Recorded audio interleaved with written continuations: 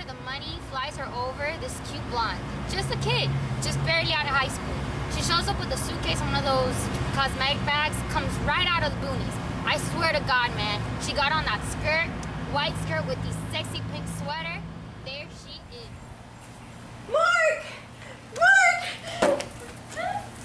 Marianne! I'm so happy to see you. Come on, let me show you around.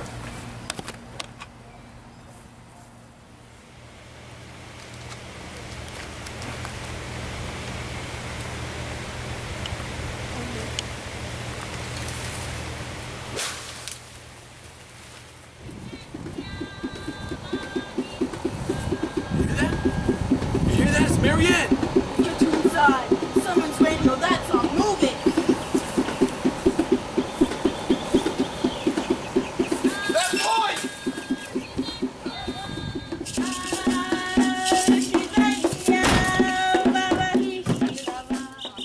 I know what you think, but it's not. It's not bad. Dad? It's not. You're in my place where you don't belong. You just don't know. You hide in this little fortress behind wire and sandbags and you don't know. Sometimes I want to eat this place, the whole country. The dirt, the death, I just want to swallow it and have it there inside me. That's how I feel. It's like this appetite. I get scared sometimes, lots of times, but it's not bad, you know? I feel close to myself. When I'm out there at night, I feel close to my own body. I can feel my blood moving, my skin and my fingernails, everything. It's like I'm full of electricity and I'm glowing in the dark. I'm on fire almost. I'm burning away into nothing.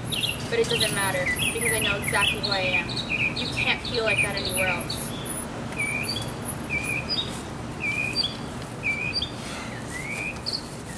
No, I can't just let her go like this. You have to do something. You must be deaf. She's already gone.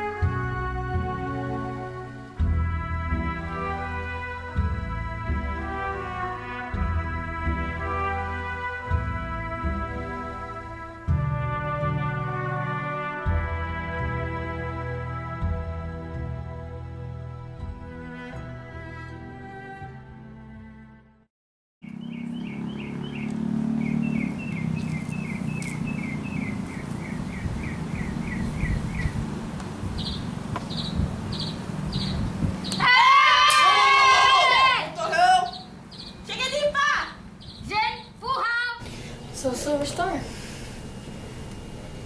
Yeah, you know, I almost won it, but not quite. You know, all these medals that everyone's winning, they win for bravery, they win for good effort. I know I have my Purple Heart, my Army Commendation Medal. I have 7 medals, you know. Yet all I can think about is that one. Every night it haunts me. I think about my days back in Vietnam. I just can't. How'd you lose it? It's just a story. So tell me. There was this time back in the Sang Trabom. It just started raining out there, you know. It was the dry season. The rain just kept pouring down on us. All the dirt was turned into this muck, this mud. And at night you try to get to a high spot, get away from it all. You doze off, trying to get some rest. You wake up, you just be covered in it. There'd be this ooze everywhere, just all up and down your body. It's that rain, that goddamn rain. Sounds pretty wet. So what happened? You really want to hear that? I'm your father. There was this one time back over there in San Chabon. It was a stink. I just couldn't take that god awful stink. No, man, help!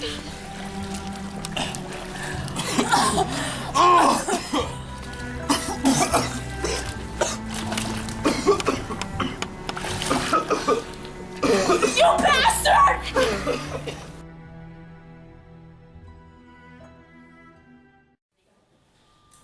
Hi, my name is Alia. I'm in period 1. Hi, I'm Vanessa. I'm in period 1. Andrew, period 1. Jillian in period 3. Claudia period 4.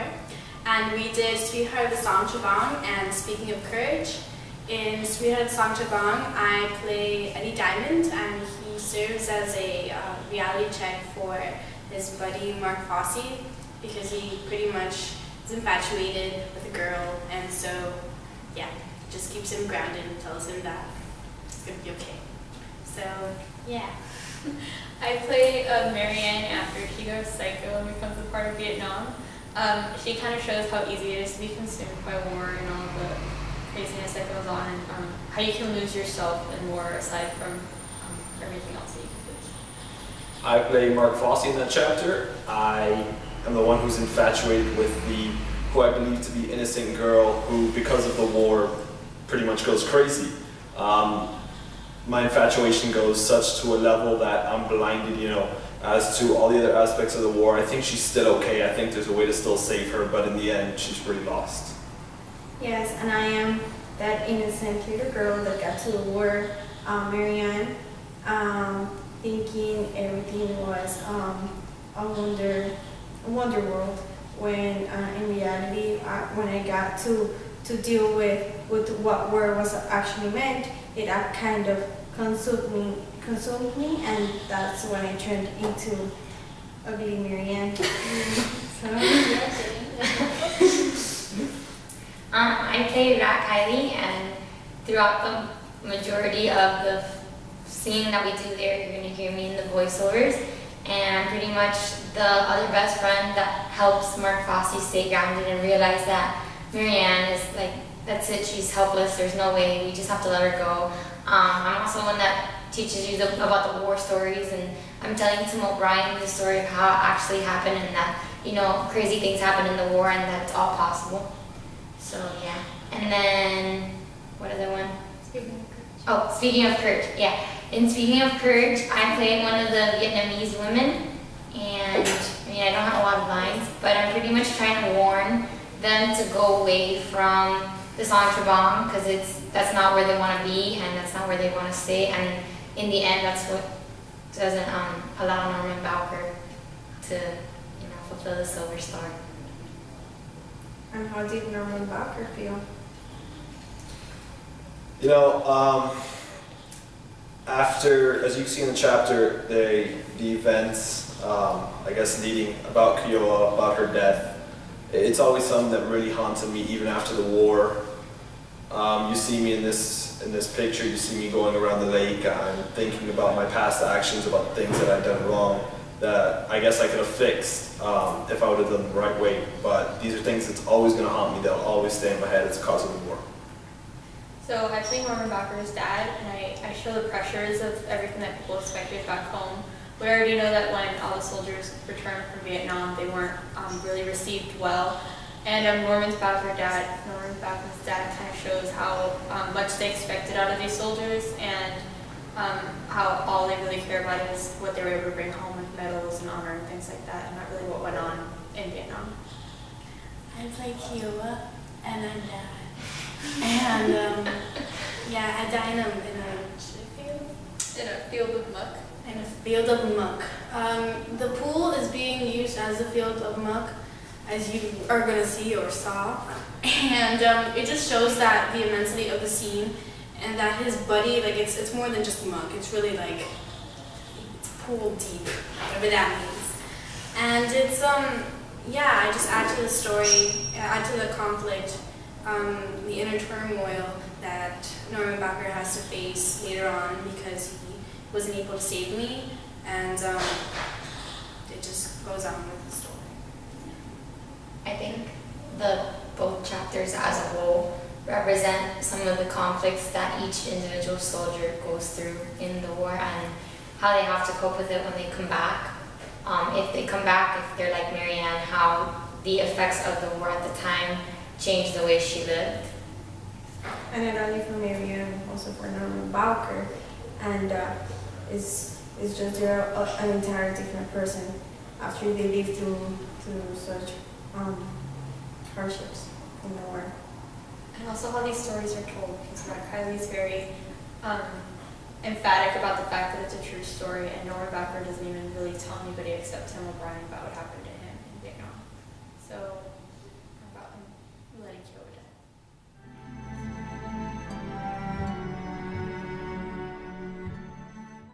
Saw it, man. I saw the whole thing. I don't remember what. I was right there.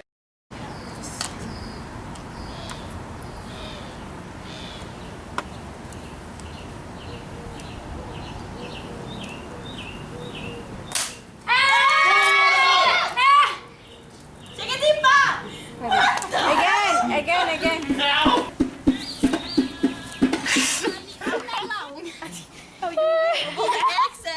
Why are you holding it up? Because her face, she's too close to me. Go, you want to go dance around the pool, Claudia?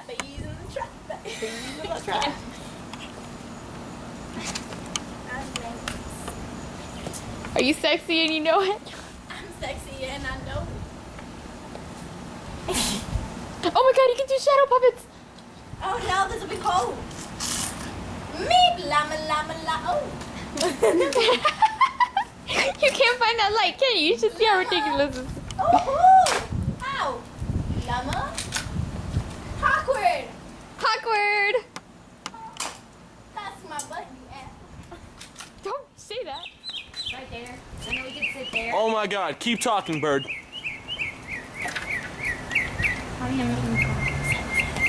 Then we can sit there, and then we can.